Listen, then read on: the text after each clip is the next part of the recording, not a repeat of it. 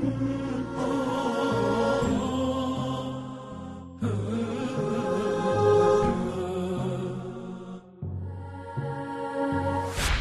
باللہ من الشیطان الرجیم بسم اللہ الرحمن الرحیم الحمد للہ رب العالمین والعاقبۃ للمتقین والنار للعاصین اما بعد۔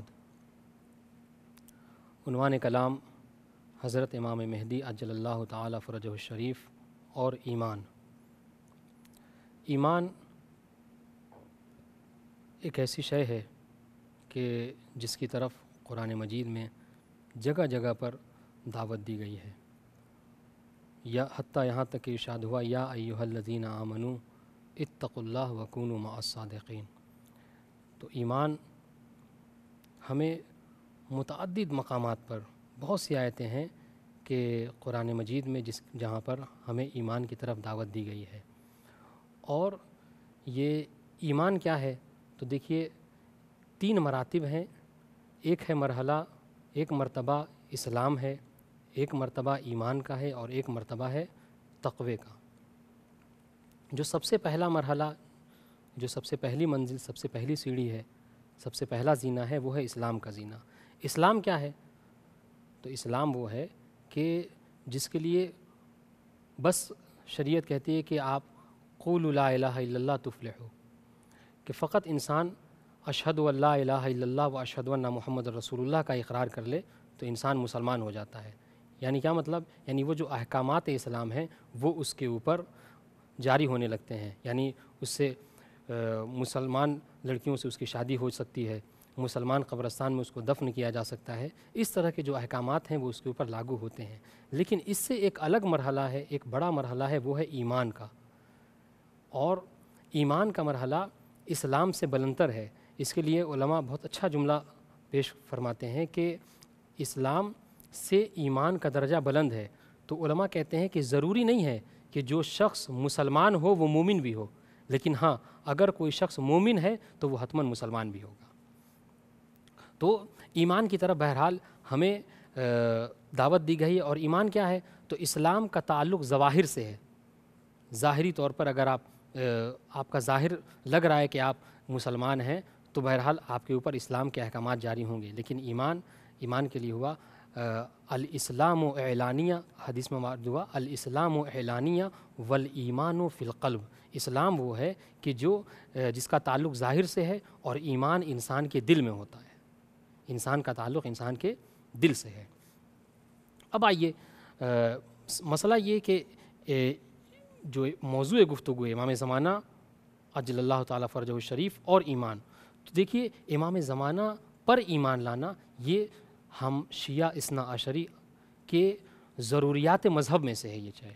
یعنی اگر کوئی شخص امام زمانہ کی امامت کا اقرار نہیں کرتا، اور دیکھیے ایمان کی ایک مستند دلیل ہے، محکم دلیل یہ ہے کہ وہ شخص مومن نہیں ہو سکتا جب تک وہ ائمہ معصومین کی امامت کا اقرار نہ کر دے دل سے۔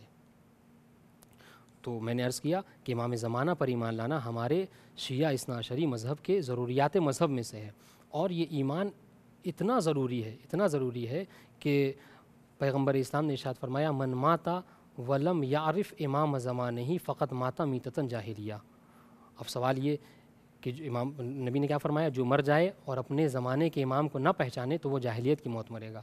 آپ کہیں گے حضور بات چل رہی ہے ایمان کی، اور آپ نے جو حدیث پیش کی اس کا تعلق جو ہے وہ معرفت سے ہے۔ تو میں آپ کی خدمت میں عرض کروں عزیزوں، جب تک انسان معرفت نہ حاصل کر لے اس وقت تک کبھی ایمان نہیں لا سکتا۔ یہی وجہ ہے کہ اسلام اور ایمان میں کوئی فرق نہیں ہے۔ ایمان اور معرفت میں کوئی فرق نہیں ہے، بلکہ پیغمبر اسلام نے یہ جو فرمایا تھا کہ ایمان کے 10 درجات ہیں، 10ویں درجے پر سلمان، 9ویں درجے پر جناب ابوذر، 8ویں درجے پر جناب مقداد، تو یہ در حقیقت ایمان کے درجات نہیں ہیں، بلکہ یہ در حقیقت معرفت کے درجات ہیں۔ تو معرفت جب تک نہ ہو اس وقت تک انسان ایمان نہیں لا سکتا۔ اب دیکھیے یہ ایمان امام زمانہ پر کیوں ضروری ہے، اور کیوں میں عرض کر رہا ہوں کہ ایمان ضروریات مذہب میں سے ہے؟ اس لیے کہ روایتوں میں وارد ہوا ہے کہ اگر کوئی شخص امام پر ایمان نہیں رکھتا تو وہ جنت میں نہیں جا سکتا۔ حکم بن عتیبہ نامی شخص ہے، پانچویں امام کی خدمت میں آیا اور آنے کے بعد عرض کرتا ہے مولا میں یہ چاہتا ہوں کہ میں اپنے ایمان کو، میں اپنے عقیدے کو آپ کے سامنے ظاہر کروں۔ دیکھیے گا امام زمانہ پر ایمان۔ پانچویں امام نے فرمایا بیان کرو۔ اس شخص نے کہا کہ مولا میرا پہلا عقیدہ یہ ہے کہ احبکم و احب من یحبکم، مولا میں آپ سے محبت کرتا ہوں اور ہر اس سے محبت کرتا ہوں جو آپ سے محبت کرتا ہے۔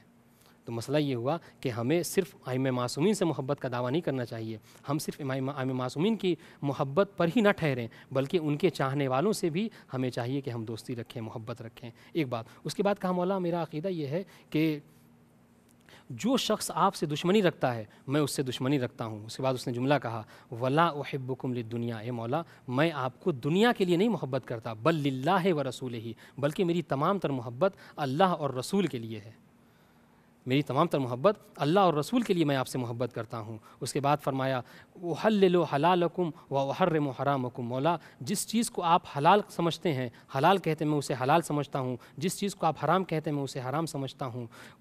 اس کے بعد کہتا وانتظر الفرج، مولا میرا پانچواں عقیدہ یہ ہے کہ میں امام زمانہ عجل اللہ تعالی فرجہ الشریف کے ظہور کا منتظر ہوں۔ آپ نے غور کیا، یہ بات ہے جو محل شاہد ہے جو میں پیش کرنا چاہ رہا تھا۔ دیکھیے جب اس نے ایمان کا اظہار کیا، جب اس نے اپنے عقیدے کو بیان کیا تو آخر میں یہ بھی ذکر کیا کہ مولا میں ظہور کا منتظر ہوں۔ معلوم یہ ہوا کہ اسلام انسان کا عقیدہ اس وقت تک مکمل نہیں ہو سکتا جب تک وہ امام زمانہ کے ظہور کا منتظر نہ ہو۔ اب جب اس نے یہ عقیدہ پیش کیا تو اس نے امام کی بارگاہ میں سوال کیا کہ مولا یہ بتائیے کہ اب یہ جو میرا عقیدہ ہے کیا یہ عقیدہ صحیح ہے یا نہیں ہے؟ امام نے فرمایا کہ ٹھیک اسی طریقے کا سوال میرے بابا چوتھے یعنی امام سجاد علیہ السلام کی خدمت میں ایک شخص نے کیا تھا، تو میرے بابا نے جو جواب دیا تھا وہ میں تجھ سے عرض کرتا ہوں۔ اس کے بعد پانچویں امام نے کہا کہ میرے بابا نے جواب دیا تھا کہ اگر تو اس عقیدے کے ساتھ مرتا ہے تو تیری زیارت کو رسول اللہ آئیں گے، امام حسن آئیں گے، مولا کائنات آئیں گے، جناب فاطمہ آئیں گی، ہم تیرے قبر کے منازل کو آسان فرمائیں گے۔ وہ شخص کہتا ہے کہ مجھے یقین نہیں ہوا، پانچویں امام سے کہتا ہے کہ مولا میرے سینے پر اپنا ہاتھ رکھ دیجئے۔ امام نے اس کے سینے پر ہاتھ رکھا، اس شخص کو اطمینان نہیں ہوا، کہا مولا ایک بار اور ہاتھ رکھ دیجئے۔ امام نے دوبارہ ہاتھ رکھا۔ اس طریقے سے وہ شخص اپنے عقیدے کو بیان کر کے چلا گیا۔ جب جانے لگا تو امام علیہ السلام نے ایک جملہ کہا کہ جو واقعی ہمارے لیے کارگر ہے کہ ہم بس عقیدہ نہ رکھیں بلکہ کوشش کریں کہ جو عقیدہ ہو وہ ائمہ معصومین احادیث معصومین سے وہ عقیدہ نہ ٹکرائے بلکہ ائمہ معصومین کے موافق ہو۔ اس شخص کو جاتا ہوا دیکھ کر پانچویں امام نے اپنے اصحاب کو مخاطب کیا اور فرمایا من اراد ان ينظر الى رجل من اہل الجنہ فلینظر الی ہوا، جو شخص یہ چاہتا ہے کہ اہل جنت میں سے کسی شخص کو دیکھے تو اس شخص کی طرف نگاہ کرے۔ معلوم یہ ہوا کہ انسان کا عقیدہ اس وقت تک مکمل نہیں ہو سکتا جب تک وہ ظہور کا منتظر نہ ہو، جب تک وہ امام زمانہ پر ایمان نہ لاتا ہو۔ پروردگار عالم کی بارگاہ میں دعا ہے کہ معبود ہمیں منتظران امام زمانہ عجل اللہ تعالیٰ فرجہ شریف میں سے قرار دے۔ والسلام علیکم ورحمۃ اللہ وبرکاتہ۔